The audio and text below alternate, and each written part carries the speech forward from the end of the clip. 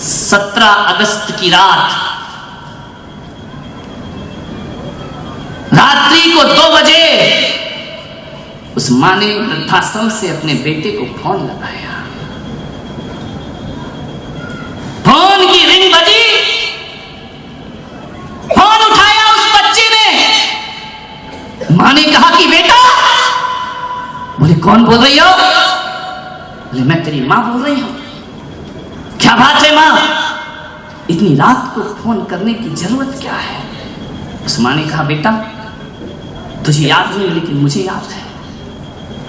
17 अगस्त की रात 2 बजे तेरा जन्म हुआ था और आज ये मां तुझे मुबारकबाद देना चाहती है, तुझे शुभकामनाएं देना चाहती है।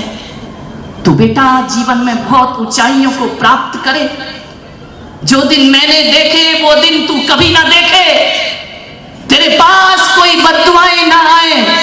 मेरे बच्चे ये जन्मदिन की शुभकामनाएं ले ले मेरे से। जानते हो, बच्चे ने कहा मां तेरा दिमाग खराब है, रात को 2 बजे मुझे फोन लगा रही है, क्या जरूरत थी? सुबह भी तो बोल सकती थी ना। मेरी रात की नींद हराम कर दी तूने। मां ने कहा बेटा मैं अपने जज्बातों पे कंट्रोल रखूंगी, मुझसे गलती हो गई। मेरे बच्चे आज के दिन मैं तुझे भूल नहीं पा रही हूं। जब से इस वृद्धाश्रम में आई हूं, आज 17 अगस्त की रात तेरी नींद खराब हो गई। मेरी नींद तो 2.5 साल से उड़ी पड़ी है इस वृद्धाश्रम में। बेटा मुझे माफ कर कि मैंने तुझे फोन कर दिया, लेकिन एक बात याद रखना मेरे बच्चे, आज मैंने तेरी नींद हराम की है, आज के बाद कभी नींद हराम ना करूंगी। लेकिन बस एक बात का उत्तर मुझे दे दे, मैंने तुझे शुभकामनाएं दी तो तेरी नींद हराम हो गई। आज की रात जब तू पैदा हुआ था मेरी पूरी रात की नींद हराम हुई थी। उस रात की क्या कीमत होगी मेरे पास? आज तेरे लिए मैं दर्द से तड़पी थी, उस रात की कोई कीमत है तेरे पास? एक रात की नींद हराम तो तुझे गुस्सा आ गया। मेरे भाई एक बात तो बता दो, आज बुढ़ापे में माँ बाप कुछ बोलते हैं तो हमें कितना गुस्सा आता है। सोचिए, याद करो बचपन के वो दिन जब तुम्हारे आंगन में एक चिड़िया आकर बैठी थी। तुमने पापा से पूछा था कि पापा ये क्या है? पापा ने कहा था बेटा ये चिड़िया है। तुमने फिर पूछा पापा ये क्या है? थोड़ी देर बाद पापा ने फिर कहा कि बेटा ये चिड़िया है। आधे घंटे बाद फिर तुमने पूछा पापा ये क्या है? पापा ने कहा बेटा ये चिड़िया है। तुमने 10 बार पूछा, पापा ने 10 बार बताया। पापा को गुस्सा नहीं आता। और आज एक बूढ़े माँ बाप एक बात को 2 बार पूछ ले तो आप कहते तुमको समझ नहीं पड़ता है एक बार का, कितनी बार पूछते हो? मान्यवर कहां से लाओगे मां के दिन वापस लौटा करके? जन्मदिन की शुभकामनाएं नहीं लेता बेटा। बुढ़िया दुखी थी। एक दिन बुढ़िया ने पूछा कि बेटा जरा ये तो बताओ कि मेरा कसूर क्या है? मेरे जीवन का अंतिम समय है, बुढ़ापा निकट है, बस ये मां एक बात सुनना चाहती है मरने से पहले। ये बताओ मेरे बच्चे मेरा कसूर क्या था जो तुम मुझसे नफरत करता था? उस बेटे ने कहा मां तूने पाला है, पोसा है, बड़ा किया है, 500 रुपए महीने वृद्धाश्रम में भेजता हूं। लानत है ऐसी औलाद को जो मां को उसकी सेवा की प्यार की कीमत चुकाया करते हैं। 500 रुपए महीने भेजता था वो। 2.5 साल रही वो मां वृद्धाश्रम में, हर महीने 500 रुपए भेज दिया करता था। मां ने कहा तू भेजता है, बहुत एहसान है तेरा मेरे ऊपर, लेकिन एक बात बता दे बेटा तू मुझसे नफरत क्यों करता है? उसने कहा मां मैं इसलिए नफरत करता हूं कि मैंने कौन सा पाप किया था, कौन सा मैंने पिछले जन्म में जो मुझे तेरी जैसी मां मिली। एक बात याद रखो मेरे भाई, आज भी इस धरती पर हर मां के पास एक अच्छा बेटा है, लेकिन किसी बेटे के पास अच्छी मां नहीं है मेरे भाई। उसने कहा मैं अभागा हूं, तुझसे पैदा हुआ, मुझ में क्या कमी है बेटा? तू सुंदर नहीं है, तू खूबसूरत तू देखने में अच्छी नहीं लगती है और इतनी बदसूरत है तू। एक तो तेरा रंग काला है, तू असभ्य है, तू गांव की रहने वाली है, तुझे बोलना भी नहीं आता है कैसे बात करते हैं। और एक सबसे जो कमी रही तेरे जीवन की वो मुझे खटकती रही कि तू एक आंख से कानी है, तेरी आंख नहीं है। नादान औलाद, हमारा देश तो वो देश है जिस देश में हम लोग रहते हैं, यहाँ माँ की सुंदरता नहीं, माँ की ममता देखी जाती है, माँ का प्यार देखा जाता है। और मैं तो कहता हूँ माँ के प्यार से बड़ी सुंदरता दुनिया में कोई दूसरी। कैसा कहता है एक बेटा की मुझे शर्म आती है तुम्हारी शक्ल सूरत देखने में। मेरे भाई, हम तो उस देश के लोग जहां पर नदियों को माँ कह के बुलाते हैं, हम तो उस देश के लोग जहां गाय को माँ कह करके बुलाया जाता है, हम उस देश के लोग हैं जो हमें अनाज देती है उस धरती को धरती माता कह करके बुलाया करते हैं, और जो हमें पानी पिलाती है उस नदी को गंगा मैया कह करके हम बुला लिया करते हैं। मान्यवर ध्यान रखिए, और जो हमारे कल्याण में कारण बनती है, अरे कागज पर लिखी इबारत को हम लोग जिनवाणी माता कह करके बुलाया करते हैं। क्या सुंदरता देखना माँ की। माँ सुंदर नहीं है, माँ को बोलना नहीं आता। अरे नादान, तुझे बोलना इस माँ ने सिखाया था। अरे जब बच्चा बड़ा होकर माँ को चुप करता है ना, तो ऐसा लगता है इसकी जुबान गल के गिर जाना चाहिए। जिस माँ ने बोलना सिखाया उसको चुप कहा करते हो, ध्यान रखिए। उस माँ ने कहा बेटा कोई बात नहीं, समय बीता, वक्त बीता, आज ये हालात है घरों में। एक लड़का ऑफिस से आता है, दफ्तर से आता है, दुकान से आता है, सीधा आता है अपने कमरे में चला जाता है, टीवी देखने बैठ जाता है। आज घर में सब कुछ दिखता है। आज मैं तुम्हारे घरों में जाता हूं, 70% ऐसे घर हैं जिस घर में नौकर होते हैं, चाकर होते हैं, पत्नी होती है, बच्चे होते हैं, लेकिन उस घर में मां नहीं होती है। ध्यान रखिए। मैं पूछता हूं कि मां कहां है। एक आदमी के घर में आहार करने को गया, क्या देखा मैंने, 5 मंजिल का मकान, उस 5 मंजिल के मकान में 20 कमरे। मैंने उस आदमी से पूछा मेरे भाई कितने लोग रहते हैं इसमें। वो इतना होशियार आदमी, उसने मेरा आहार 5वीं मंजिल पे कराया। 20 कमरे कहां चढ़ाया, 5वीं माला पे। मैंने कहा भाई तो इतने ऊपर लेके क्यों आया, आहार भोजन तो नीचे भी हो सकता था ना। बोले नहीं महाराज, यदि आप नीचे आहार करते तो मेरा घर कैसे देखते। धर तेरे की आदमी। मैंने कहा जो तू घर मुझे दिखा रहा है, इन घरों को संत लात मार के आता है, ध्यान रखिए, तब जाकर वो संत हुआ करता है, सन्यासी हुआ करता है। मैंने कहा एक बात बता, ये घर घर में ही लगता मुझे, बता तेरी माँ कहाँ है। उसने नजरें झुकाई, बोले इसी गांव में है, छोटे भाई के साथ रहती है। मैंने कहा तेरे साथ क्यों नहीं रहती है। बोले मेरी पत्नी से उसका बनता नहीं है। विचार करिए आप, 20 कमरे। मैंने कहा कौन कौन हो तुम घर में। बोले हम 2, हमारा, तुमको कैसे मालूम 2, हम 2, हमारा 1। ध्यान, 2 नहीं है। मैंने कहा 3 लोग और 20 कमरे, क्या काम आते हैं ये। बोले जरूरत तो हमें कुछ नहीं है, लेकिन जब से पड़ोसी की 4 मंजिल की बिल्डिंग बनी है ना, तब से सीने में आग लगी थी कि हम 5 मंजिल की बना करके देख। विचार करिए। मैंने कहा तेरे घर में मां नहीं है। बोले नहीं, बनती नहीं है मेरी मां से। मैंने कहा तेरी मां से नहीं बनती हो, पत्नी से। बोले वो अर्धांगिनी है, आधा। मैंने कहा एक काम कर, तू ड्रेसिंग टेबल के सामने जा और वहां देख पत्नी अर्धांगिनी कैसे है। पैर के नाखून से लेकर सिर तक देखना, इस शरीर के निर्माण में पत्नी का क्या सहयोग है। जाके देखना आज घरों में जिनकी शादी हो गई है, जाके देखना इस शरीर के निर्माण में पत्नी का क्या योगदान है। एक बात याद रखना, दर्पण कहेगा पागल, तेरे शरीर को बनाने में दुनिया में किसी का योगदान नहीं। पैर के नाखून से सिर तक तेरा निर्माण हुआ है, ये सारा अंग तेरी माँ का दिया हुआ है, ध्यान रखना। ये अंग किसी ने नहीं दिया।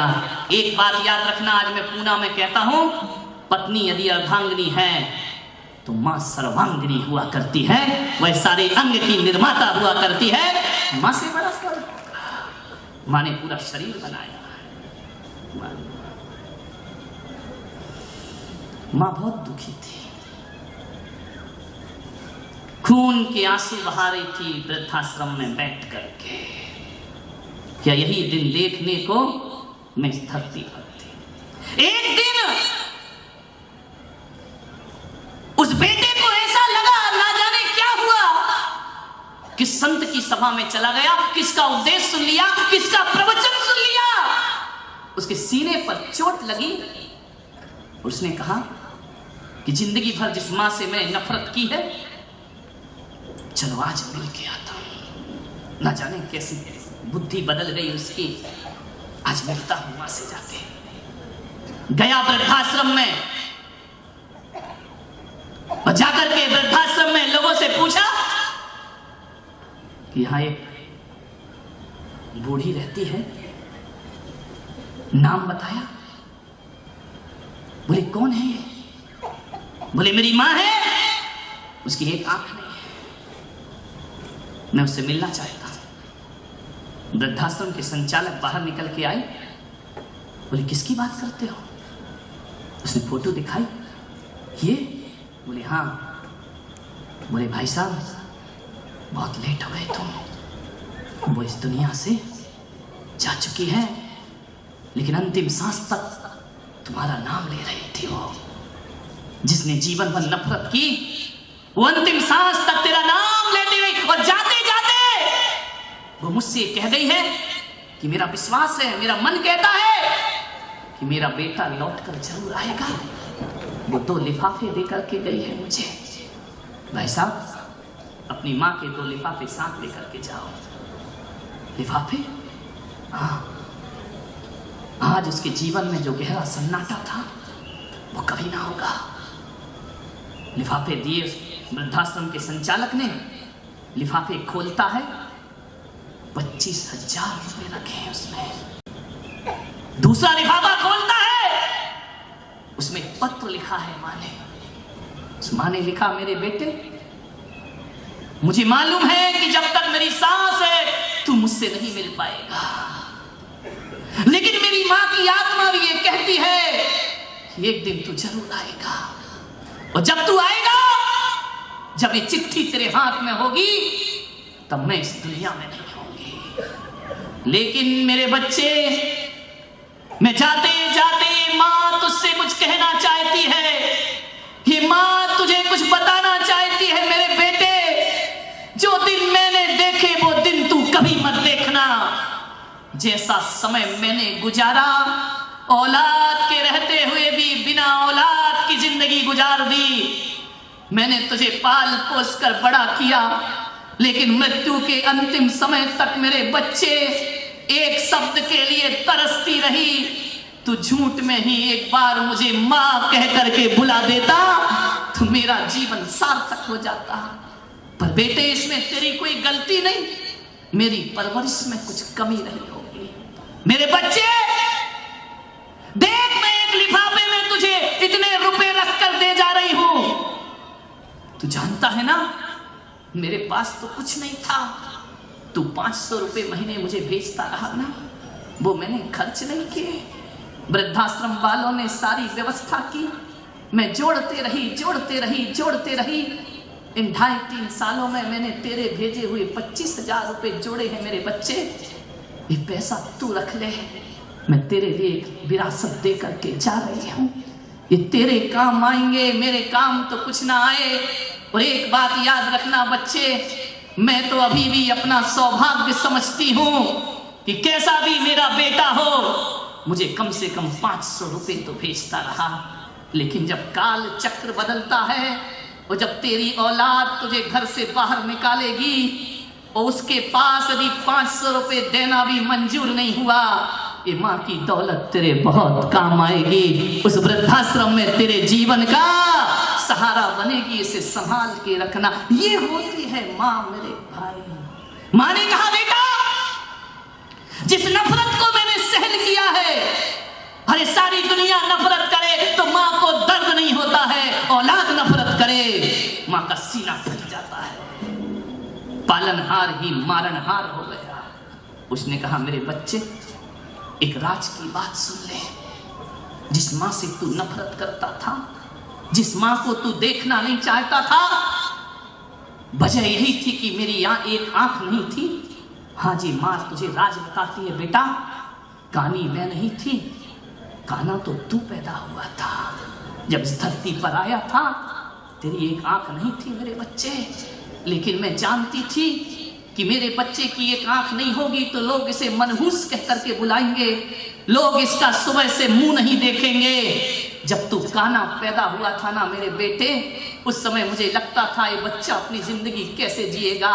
आज जिस माँ से तू नफरत करता था, ये आंख तेरी आंख काना तू था, दूसरी आंख उसमें इस माँ ने लगाई थी अपनी निकाल के कि ले तू अच्छे से जिंदगी जीना, तू खुशहाल की। ये राज है मेरे जीवन का जिसे सीने में लेकर मैं चली जाती, लेकिन ये नफरत भरी निगाहें जो तूने मुझे देखा है मेरे बच्चे, तेरी आंख में जो दूसरी आंख है वो मेरे द्वारा दी गई आंख है।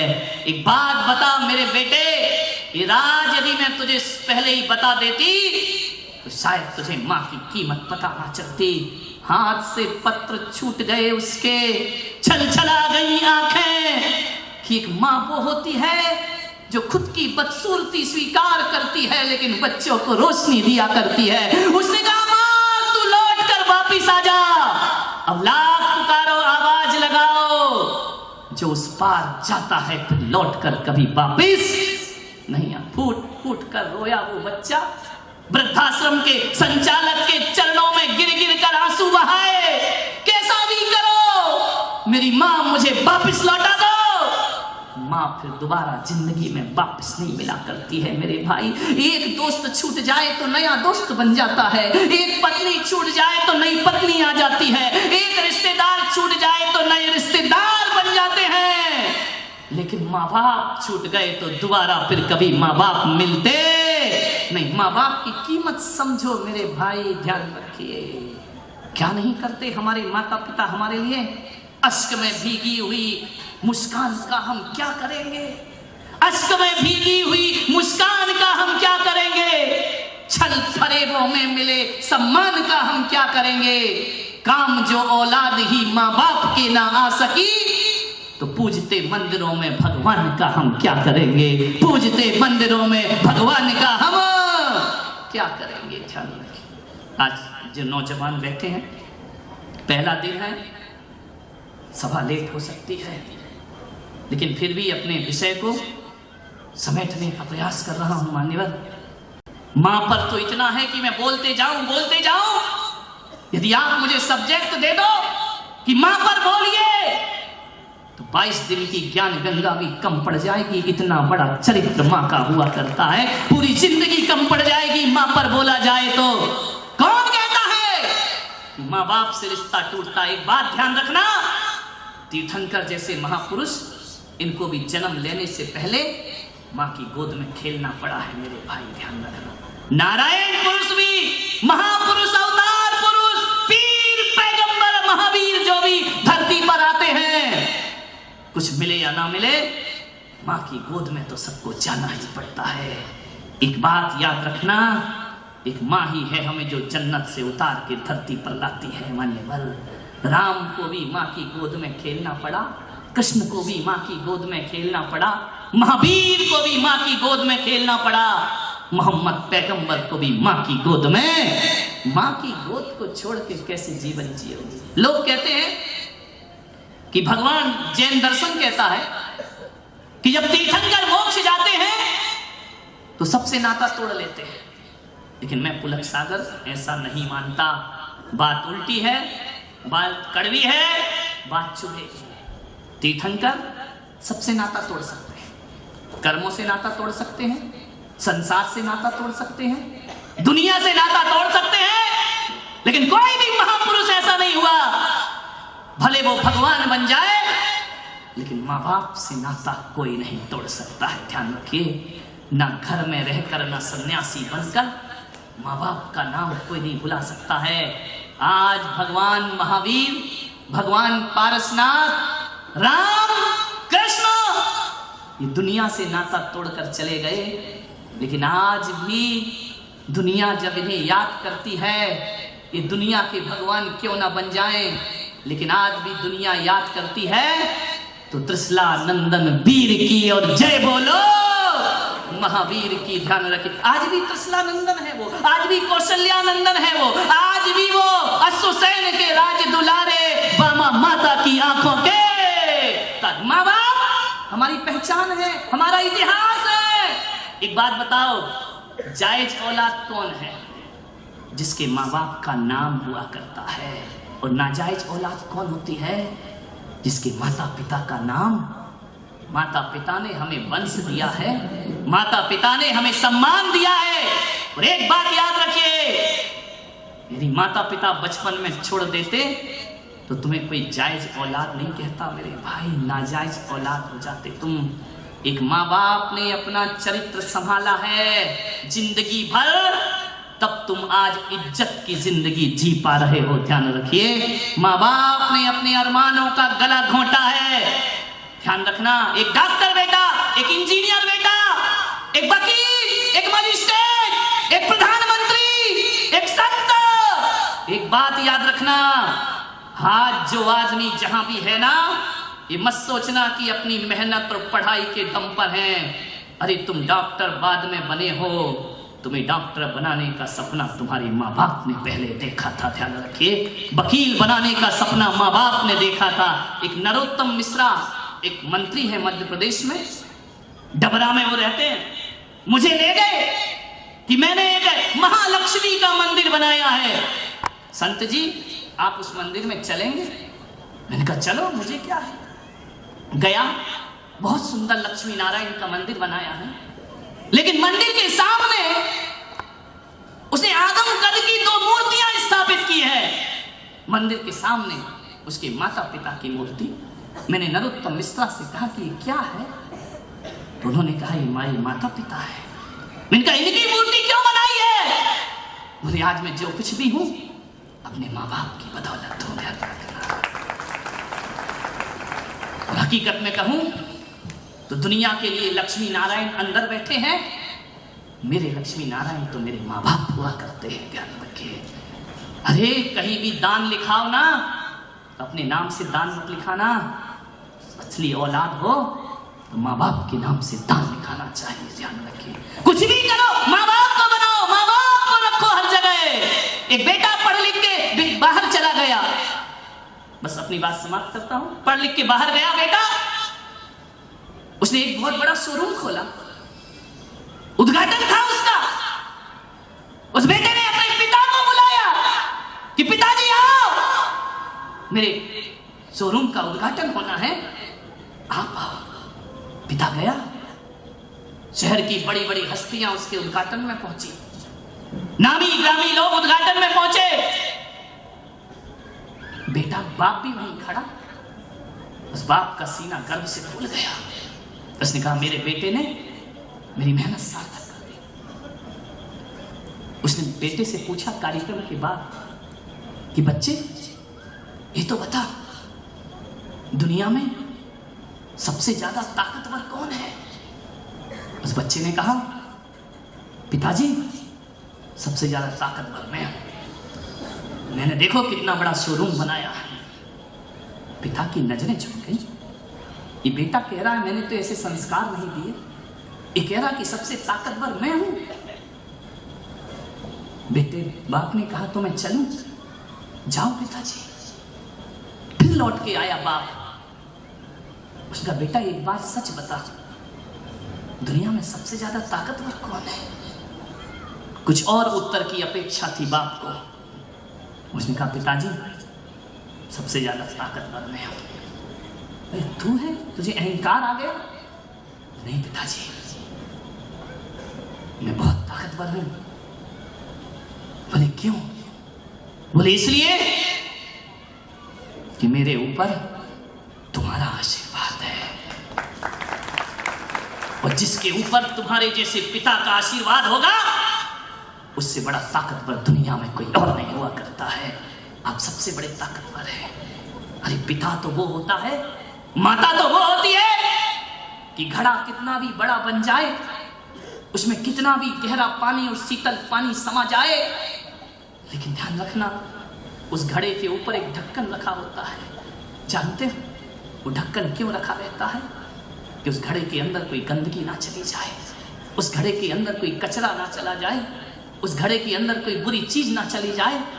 तो बेटा कितना भी बड़ा हो जाए, माँ बाप तो घड़े के ऊपर रखे हुए ढक्कन के समान होते हैं, जो अपने बच्चे के अंदर बुराइयों का प्रवेश नहीं कराने दिया करते हैं। और एक बात याद रखना, पनिहारिन घड़े को अपने सिर पर रखती है, लेकिन घड़े का भी समर्पण होता है। वो एक छोटे से ढक्कन को अपने सिर पर रख करके घुमा करता है। ध्यान रखिए, और जब तक घड़े के सिर पर ढक्कन है तब तक पानी गंदा नहीं हो सकता, और जब तक माँ बाप हमारे पास हैं हमारा जीवन गंदा नहीं हो सकता मेरे भाई।